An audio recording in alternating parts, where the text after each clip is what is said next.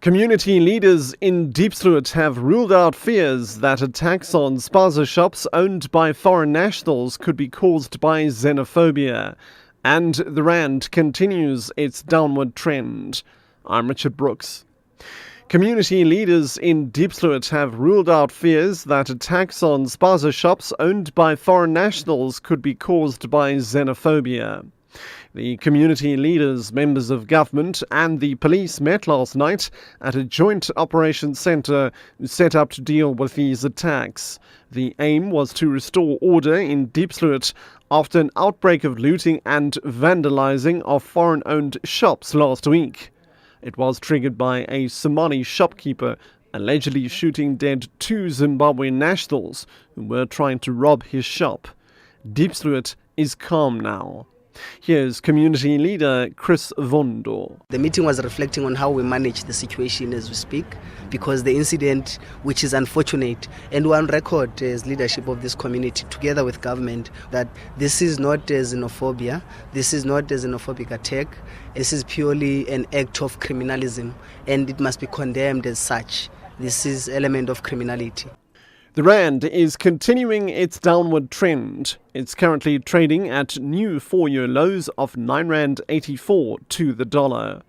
This comes amid worse than expected economic growth or GDP figures released yesterday. A strong dollar is also pushing the rand south. Stats SA said yesterday that the economy grew by just 0.9% in the first quarter. This was way below the anticipated growth of 2.4%. The manufacturing sector was hard hit. Last week, the Reserve Bank elected to leave interest rates flat, citing concern about high wages and a weak currency, as well as slow growth in Europe.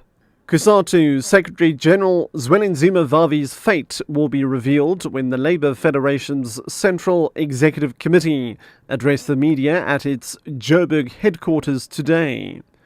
The last 2 days have seen COSATU's office bearers and the leadership of all of its affiliates discuss whether Vavi is fit for office.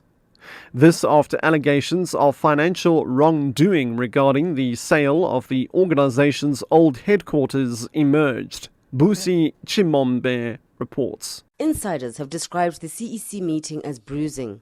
Discussions focused exclusively on the conduct of Zwelinzima Vavi, with his detractors pushing for a vote of no confidence in him, despite no conclusive findings of corruption against him.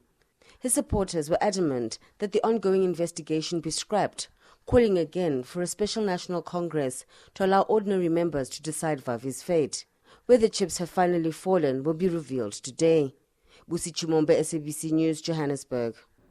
Government is to consider a National Transport Master Plan or NatMap, which will emphasize tolling as the main means to fund the road infrastructure backlog.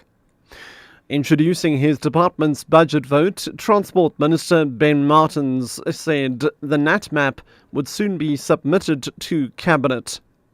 Government is facing strong opposition to its plans for e-tolling in Gauteng and its N1-N2 toll project in the Western Cape.